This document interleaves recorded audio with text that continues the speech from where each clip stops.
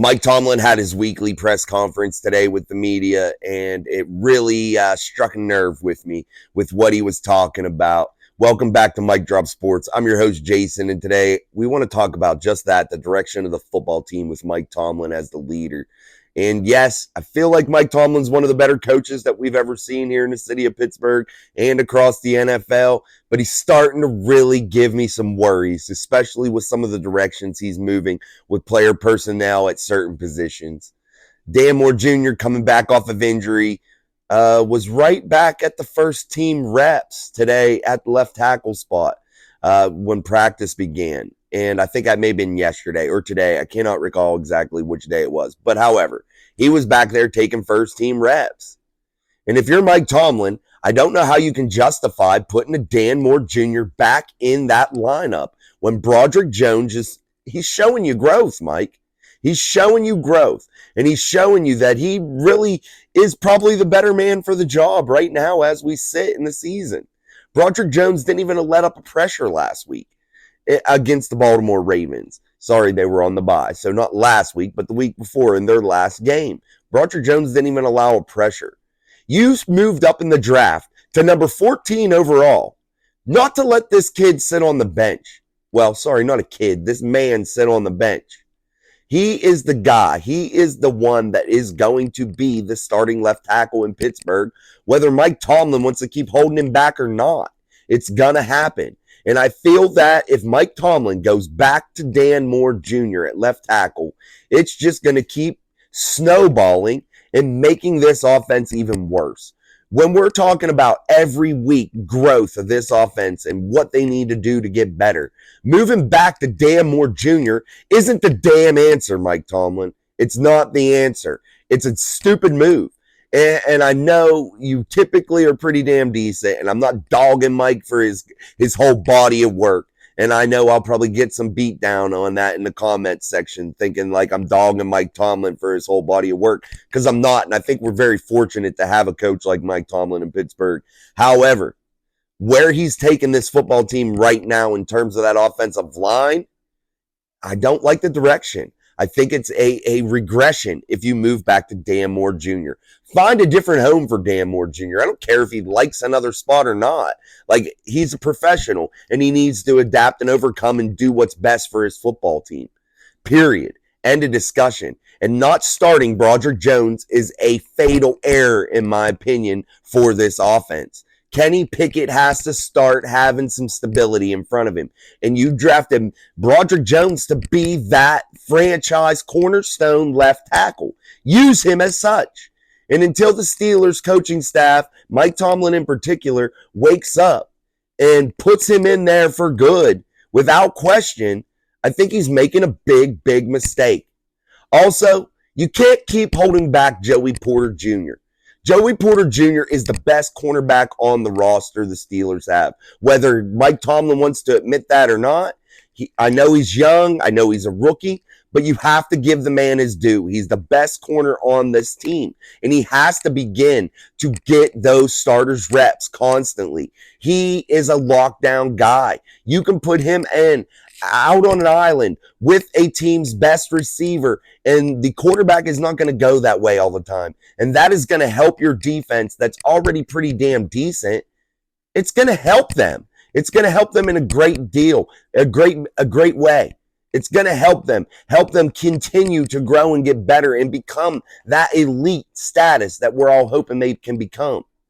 Christopher Carter, he hosts Locked On Steelers podcast, also with PG, does things with them. He had asked the question in media day with the Mike Tomlin press conference, saying something about you're the eighth, you're ranked eighth with yards allowed. I'm in the secondary from receivers, opposing receivers. And Mike Tomlin got kind of shitty about that.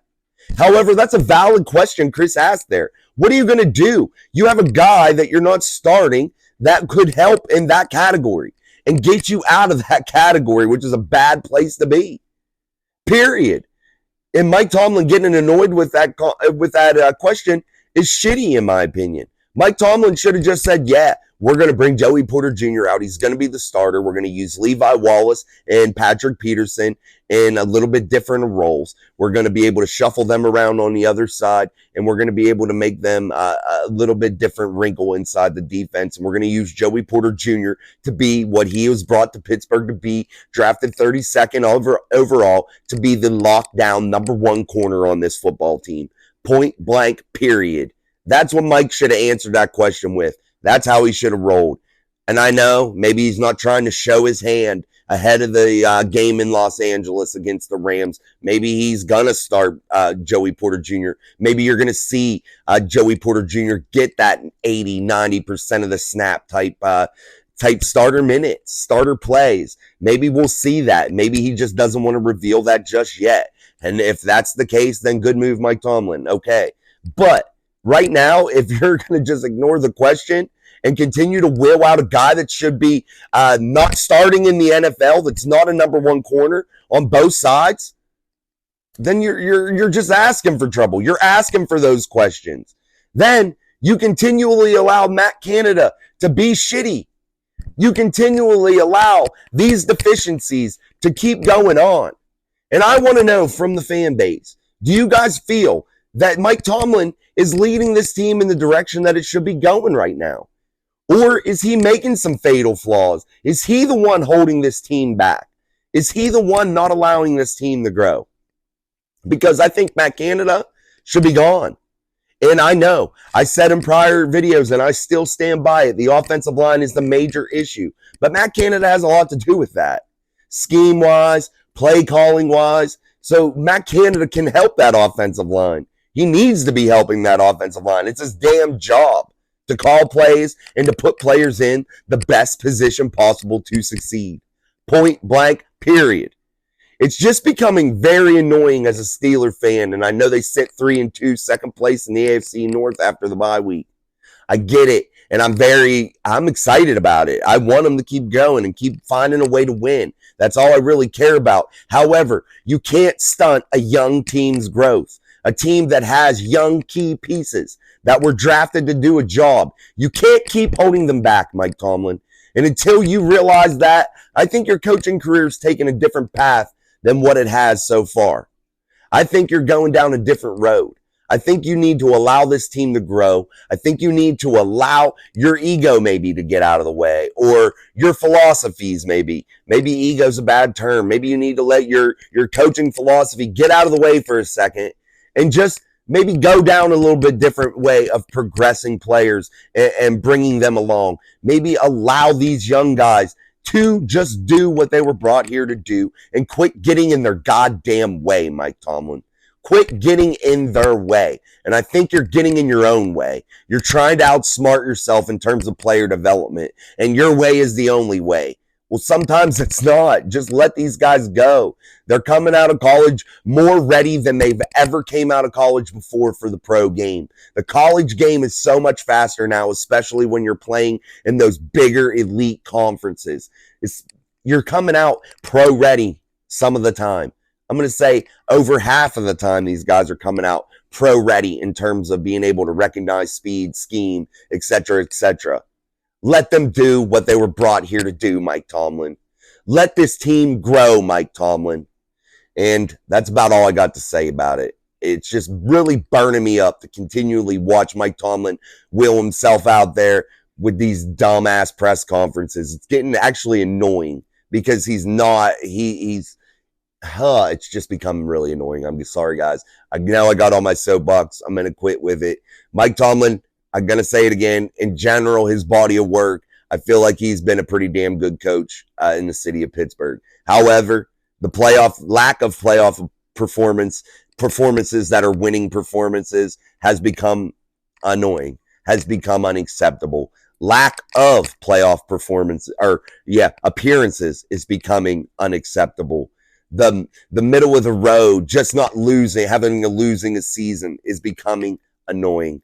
It's becoming unacceptable. And Mike Tomlin now has to figure out which path he's going to continue down for the latter years of his career. Is he going to go that route of allowing his players to win him some ball games and letting this team grow, or is he going to continue to get in the way like he has so far this season in terms of players, in terms of coaching, and just generally the whole damn team? Mike Tomlin, wake up.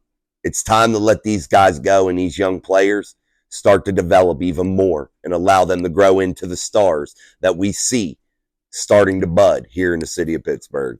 Until next time, guys, I'm Jason. This is Mike Drop Sports. Subscribe if you haven't already. If you made it this far, you must have liked the video. So subscribe, like the video, share some comments, and next time we'll talk about some Steelers-Rams and break down that game, and that should be on tomorrow's episode. So until tomorrow, peace.